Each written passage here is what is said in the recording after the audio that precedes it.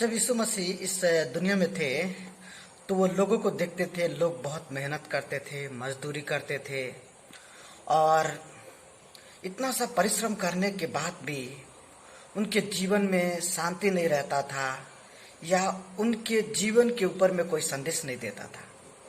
और उन्होंने एक वचन जो मेहनत मजदूरी करने वाले लोग थे उनके ऊपर में कहा, और वो वचन मत्ती 11 का 28 में लिखा है। और मत्ती 11 का 28 में क्या लिखा है? हे सब परिश्रम करने वाले और बोझ से दबे हुए लोगों, तुम मेरे पास आओ और मैं तुम्हें विश्राम दूंगा। और हम अपनी नजर को उठाते हैं जब देखते हैं कि इस दुनिया में कोई भी व्यक्ति जो मेहनत मजदूरी करते हैं, इतना प्यार से कोई नहीं बात करता है, लेकिन कोई एक है जिसका नाम है यीशु मसीह। वो मेहनत मजदूरी करने वाले, दुख और तकलीफ उठाने वाले लोगों से इतने प्यार से बात करते हैं और उनके लिए एक वचन कहते हैं, जो वचन है हे सब परिश्रम करने वाले। ये वचन जब हम इसको सोचते हैं तो इसका मतलब ये नहीं होता है कि सिर्फ एक राज्य, एक देश के लिए वो कह रहे हैं हे सब परिश्रम करने वाले। और इंग्लिश में लिखा है ऑल यू पीपल।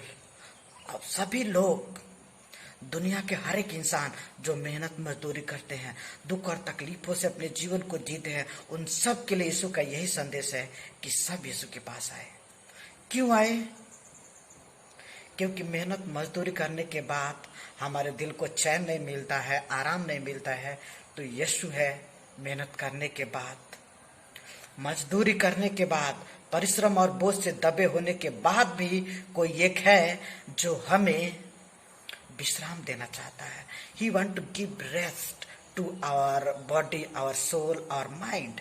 वो हमारे हृदय को, हमारे शरीर को, हमारे आत्मा को शांति देना चाहता, आराम देना चाहता है, क्योंकि उसके वचन में वो सामर्थ है। लोगों को ऐसे वो देखते थे यीशु मसीह, उनके ऊपर में तरस आता था। वो कितनी मेहनत करते हैं, लोग उनके ऊपर में जुल्म करते हैं, लेकिन फिर भी कोई उनसे प्यार से बात नहीं करता है, कोई उनके हक में नहीं बात करता है। लेकिन यीशु पूरी दुनिया को वो चैलेंज करते हैं, कम टू मी, मेरे पास आओ। जो बोझ से दबे हुए लोग हैं, जो परिश्रम करने वाले लोग हैं, जो मेहनती लोग हैं, वो प्रभु के पास आए। प्रभु बोलते हैं अगर तुम मेरे पास आओगे मैं तुम्हें विश्राम दूंगा। और इसी बातों को और गहराई से उन्होंने आगे समझाया है जब हम 11 का 29 नंबर वचन पढ़ते हैं मत्ती में, जिसमें लिखा है, यीशु मसीह कहते हैं मेरा जुआ अपने ऊपर उठा लो। जुआ का मतलब क्या होता है? जब पुराने समय में, आज ट्रैक्टर है, पुराने समय में बैल के ऊपर में एक लकड़ी का बना हुआ एक लंबा सा फट्टा जैसा होता था। वो उनके कांधों पे रखा जाता था और उसके द्वारा हल को जोता जाता था।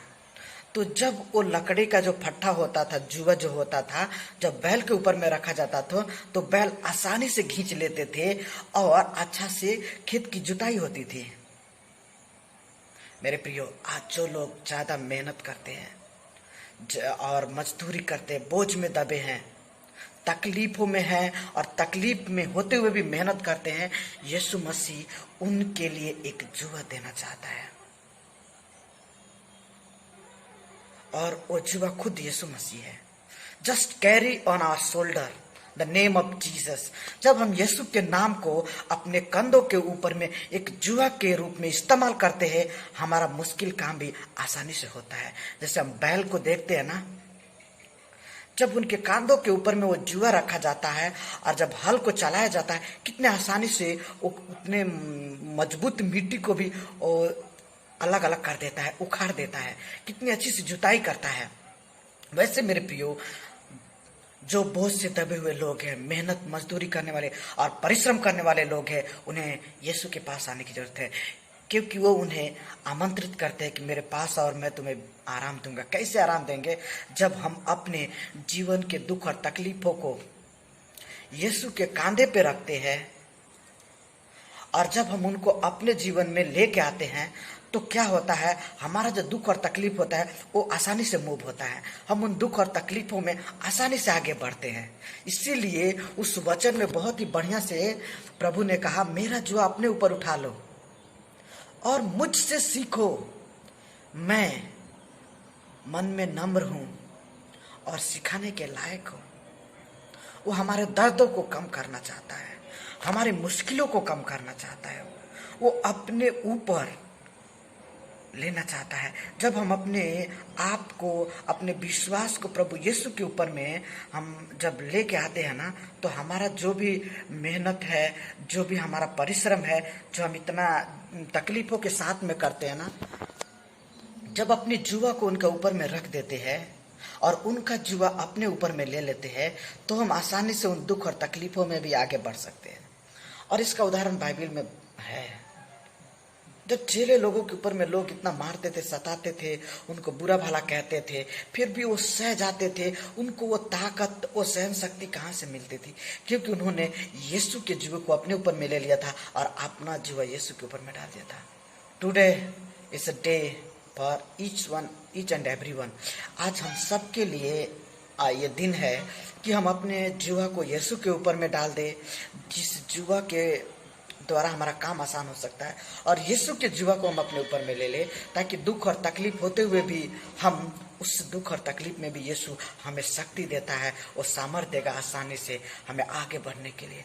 जैसे बैल जो होते हैं उनके ऊपर में जुआ रखा जाता है और वो कितनी आसानी से खेतों को जोतते हैं, कितनी आसानी से आगे बढ़ते हैं। जब हमारे दुख और तकलीफ में हमारा साथ यीशु मसीह है ना, तो हम भी अपने दुख और तकलीफों में आसानी से आगे बढ़ जाएंगे और यीशु मसीह हमारे दुख और तकलीफों को अपने ऊपर में ले लेते हैं। वो हमारा जो जुआ है उसको वो ले लेते हैं और अपना आसान जुआ हम लोग के ऊपर में रखते हैं।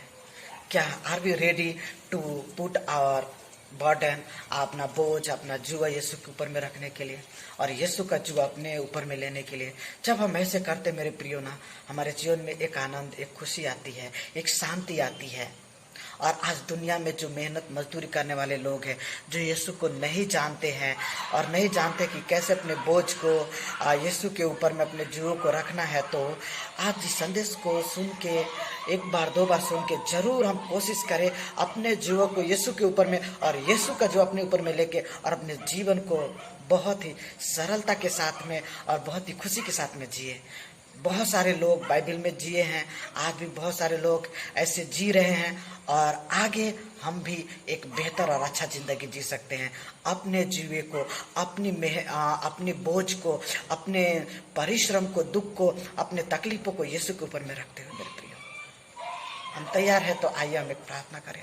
हमारे जिंदा खुदावन प्रभु यीशु, हम चाहते हैं प्रभु यीशु आपके बोझ को, आपके जुआ को अपने ऊपर उठा ले और अपना जुआ, अपना बोझ प्रभु आपके ऊपर में रखते हैं।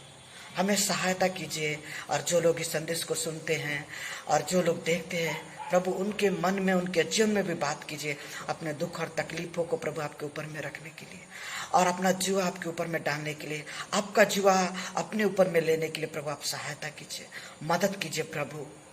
ओ Lord Jesus, we need you. हमें प्रभु आपकी ज़रूरत है, हमें ज़रूरत है।